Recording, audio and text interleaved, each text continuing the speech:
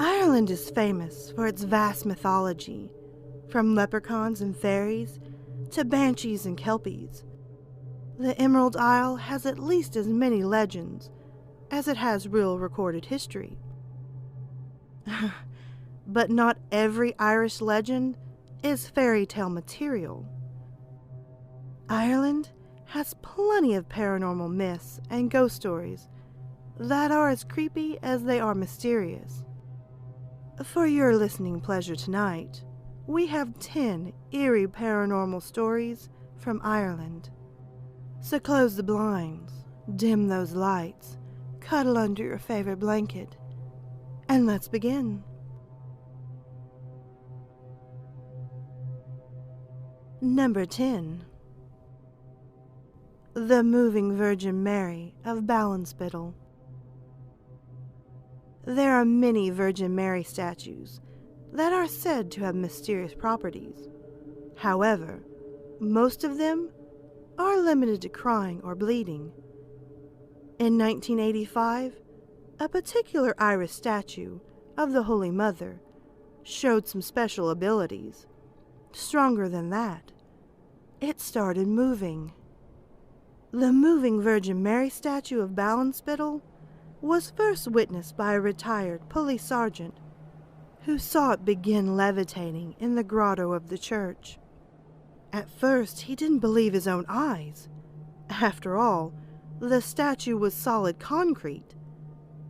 But after inspecting it the following day and realizing there was no chance of foul play, he became convinced that he had witnessed a miraculous event. The legend of the statue started spreading, and others started claiming they had seen it move as well. Of course, the phenomenon was, and still is, widely disputed. Scientists have written the statue's ability off as an optical illusion, and even the Irish Catholic Church doubts the story. But despite all of this, believers in the phenomenon stand by their claims. Some say they can still see the statue move sometimes.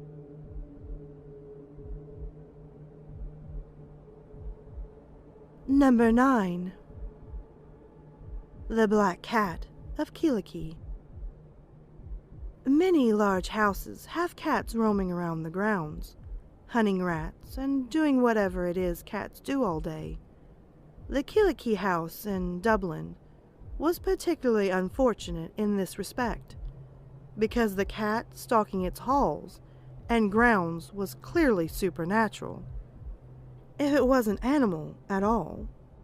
The Black Cat of Killakey is an old legendary creature that was reportedly been sighted in the area for centuries.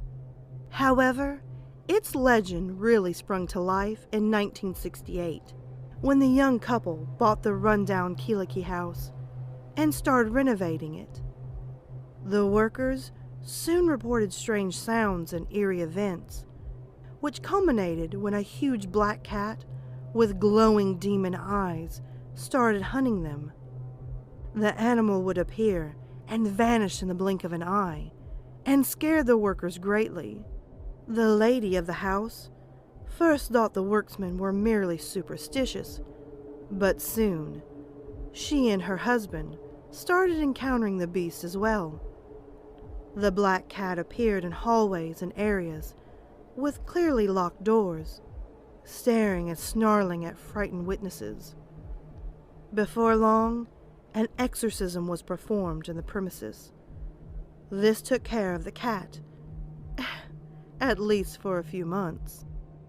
An unwitting seance, held by a group of actors, not only brought the black cat back, but also caused the house to be haunted by a pair of ghostly nuns.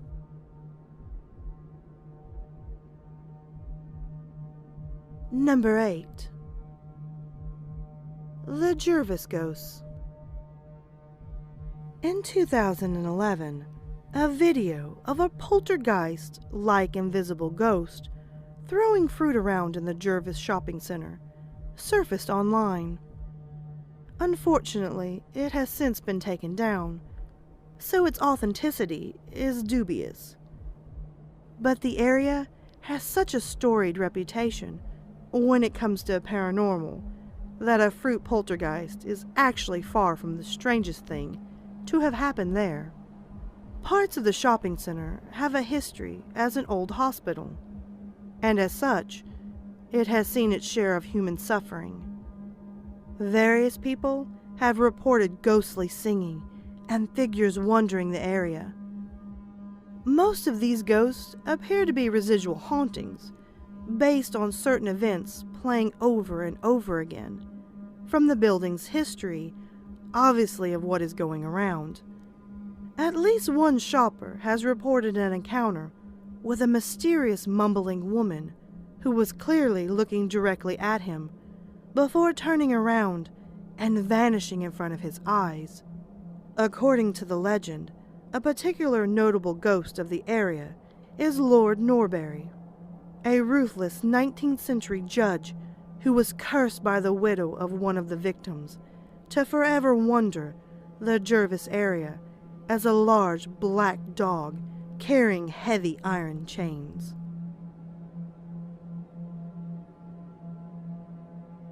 Number 7. Malahide Castle. Any 800-year-old castle with a bloody history is bound to have at least one ghost wandering around. Dublin's Malahide Castle is no exception. In fact, Malahide is famous for no fewer than 5 residual ghosts. The spectral Lord Galtrim, who died violently on his wedding day in the 15th century, after which his bride married his biggest rival, is said to wander the castle grounds at night, groaning from the pain of heartbreak and spear wounds alike. The beautiful anonymous white lady in a large painting in the main hall has been reported to leave her painting to walk the corridor at night. Another lady, Maud Plunkett, roams the same corridors, forever chasing her husband's unseen ghost. A ruthless lord called Miles Corbett is sometimes seen as an imposing armored soldier who suddenly breaks into pieces. But the most interesting of the castle's ghosts is Puck, a small, reclusive jester who was a caretaker of the castle during the rule of Henry VIII. There are at least 2 variations of his legend. Some say his lover was taken away and he was found stabbed through the heart, while others claim he hanged himself for seemingly no reason at all. In both versions of the story, Puck vowed to haunt and protect the castle after his death. Many are certain that he kept his promise, as the small caretaker has made numerous appearances throughout the years. His most regular haunt appears to be Puck's staircase, the stairway to the turret where he used to live. It is said he also appears in many photos taken by the tourists. Even exterior shots sometimes show his impish figures in the ivy of the castle walls. Number 6. The Dun Saddle Mantelpiece. It is said that ghosts are often tied to a certain location. However, if you take a souvenir of that location away with you, it might be that the ghost decides it's grown rather fond of its favorite goblet and follow it instead. After all, it's probably dying for a change in scenery. A 20th century stoneworker in Anthony found this out the hard way when he dismantled a fireplace in the old Dun Saddle house. He liked the mantelpiece and took it with him to his workshop. Unfortunately for him, the ghost of a tall man haunted Dun Saddle house, and it had attached itself to the mantelpiece. Suddenly, the stoneworker's unassuming workshop was as haunted as the worst ghost house.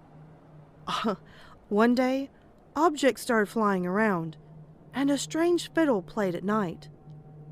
Presumably, the ghost himself made a few appearances as well. How else would they have known it was a tall man? Eventually, the stoneworker was able to make the apparition stop. The legend doesn't state whether he achieved this by smashing up the mantelpiece or returning it to the haunted house, but chances are he played it safe and returned it. After all, when you already have an angry ghost breaking stuff in your workshop, you don't really want to make it even angrier by smashing the only thing it called home. Number 5. St. Michael's Church. St. Michael's Church is a 330-year-old building sitting on a site that's almost 600 years older. It is a building directly on top of a number of huge 500-year-old burial vaults.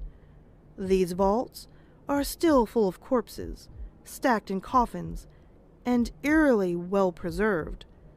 Some of the coffins have crumbled, while others have collapsed into piles, where corpse limbs are sticking out from a mound of broken wood.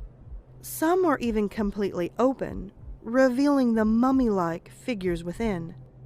Eerie as that may seem, the burial vaults at St. Michael's are a popular tourist attraction.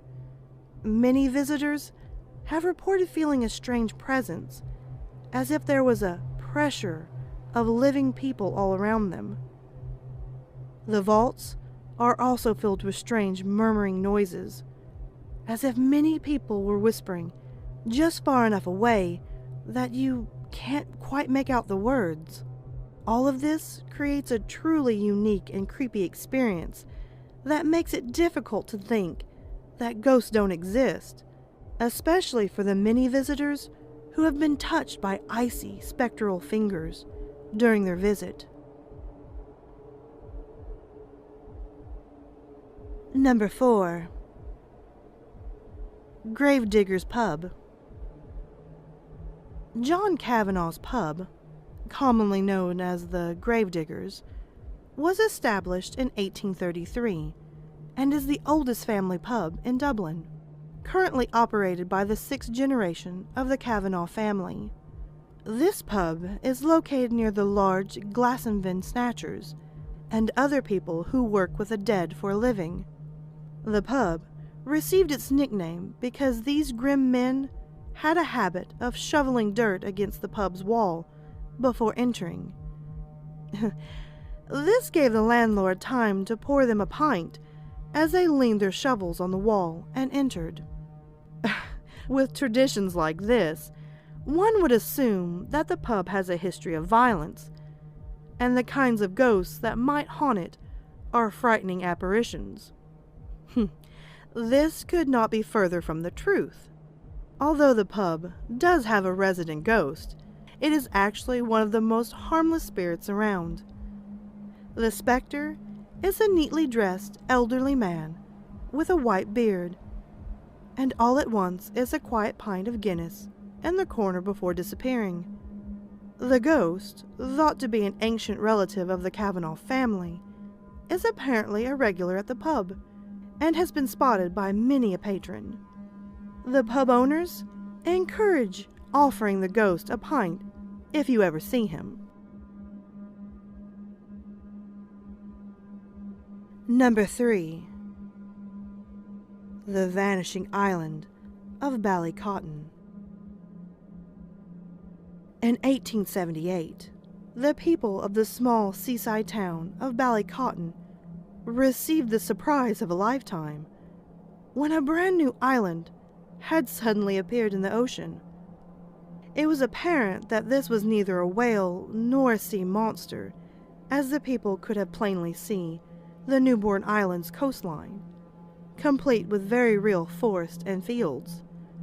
After staring at the mysterious island for a while, a few fishermen took their boats to sea to check out their newest neighbor. However, before they managed to get too close, the entire large island suddenly vanished in thin air. Strange as this event may seem, these mysterious phantom islands have actually been reported in several coastal areas of Ireland. As well, similar events have happened in certain areas of neighboring Scotland. Although generally written off as a detailed mirage or other optical illusions, there is another intriguing theory. Old Irish legends tell of a fantastical island known as High Brazil. This legendary island is supposed to be shrouded from the human eyes, only becoming visible once every 7 years. The island is supposed to be located somewhere off the western coast of Ireland, and several people have reported either visiting the place or witnessing its appearance and disappearance. Number 2. Dobbhairchew. Most countries have at least one mythical monster lurking in their waters or forest, and Ireland is no exception.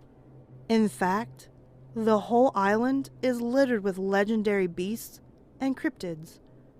But possibly the most impressive of them all is Dobbhairchew. It's often thought to be a sort of Irish version of the Loch Ness Monster. But Dobbhairchew is actually almost the polar opposite of Nessie, where the latter is more or less a peaceful, theoretical Scottish monster.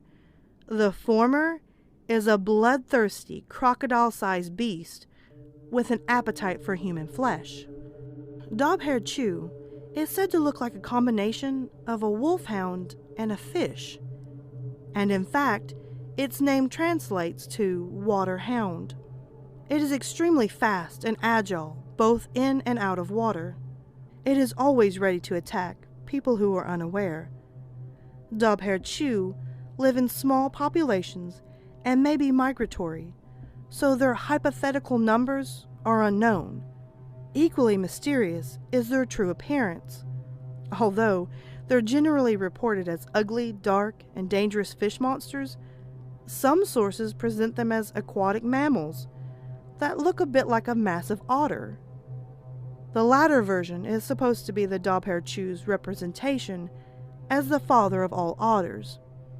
Although Dobbhairchew is clearly a cryptid, and its existence is debatable, it is worth noting that attacks and sightings have constantly been reported for centuries, from the earliest written documents dating all the way back to the early 18th century, to the most recent ones in 2000. Once more, some have pointed out that it is possible migratory nature could link it to similar lake monsters, such as the one that attacked swimmers in Canada's Port Dover in 2001, and the famous Bessie of Lake Erie in the U.S. Number 1. Corny the Ghost. Most ghosts have great difficulty communicating with the living. In the rare instances where they can do so, they are usually confined to poltergeist activity and speaking through mediums and Ouija boards. Corny, a poltergeist that haunted a household in Dublin in the early 20th century. Corny, a poltergeist that haunted a household in Dublin in the early 20th century, had no such problems. He manifested himself by imitating the thumps caused by a crutch that the family's head was using at the time. After he had announced his presence in this way, he spoke to the family and the servants in a booming voice that sounded like it came from inside a barrel. Corny was the family's nickname for him. The ghost accepted it, but pointed out that it was not his true name. Corny soon proved to be a complete nuisance. He continually played practical jokes on the servants, who were deathly afraid of him. Thinking that he was confined to the coal cellar of the kitchen, they requested new quarters in the highest floor of the house. The second they moved there and were about to go to sleep, the doors were slammed open, and they were taunted by Corny, who gleefully informed them he was not confined to any part of the house and could go as he pleased. These tricks would go on, and eventually signs of Corny's true nature started to emerge. He stated that he had been a bad man, that had died a bad death, and could not tell where he was. Metaphysically speaking, because God would get angry. He was unable to speak when priests visited the house, and sometimes had mysterious ghostly visitors who left soot marks behind them. Despite all these hints toward his hellish nature, Corny was eventually accepted as part of the household. Although only temporarily, his cruel pranks and slightly malicious nature were eventually too much for the family, and they considered moving. At first, Corny sabotaged their attempts to sell the house by speaking to potential purchasers and driving them away. But the lady of the house, the only person Corny seemed to genuinely respect, convinced him to let them move away. Within half an hour, the house was sold to a wealthy widow, and the family was finally free to find a ghost-free home. The story doesn't tell what happened to the widow, but presumably she wasn't a big fan of Corny, because the house was soon listed as vacant yet again. A bonus: UFO hotspot. Ireland's nature is so beautiful that it sometimes seems to be out of this world. Perhaps that is why the Emerald Isle is said to be a particularly attractive place for aliens. According to Carrie Nally, UFO expert and founder of UFO and paranormal research in Ireland, the country is such a hotspot for alien activity that Irish pilots are in constant danger of colliding with alien crafts zipping around the skies. He says he has met many pilots who have almost crashed with a strange cloud that had solid objects hiding inside them, some of whose encounters have been caught on tape. Nally even believes that the 1968 Tuskar Rock air tragedy, a mysterious accident where the crash of an Aer Lingus plane, which killed 61 people, was caused by a collision with a UFO.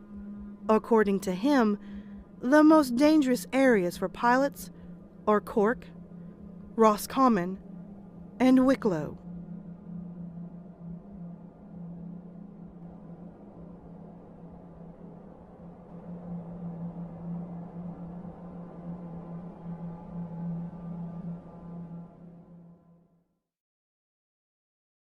Alright, my lovely lilies, thank you so much for watching the new video. If you can, hit that subscribe and like button, comment below and tell me your thoughts. Also, don't forget to tap the little notification bell so you're always in the know on this channel. As well, guys, you can always find me on Twitter, Instagram, Snapchat, and always you can hit me up in my emails. Feel free to send me your stories, whether they're fiction or totally true. I'm always up for some great stories. And oh, by the way, until next time, sweet dreams.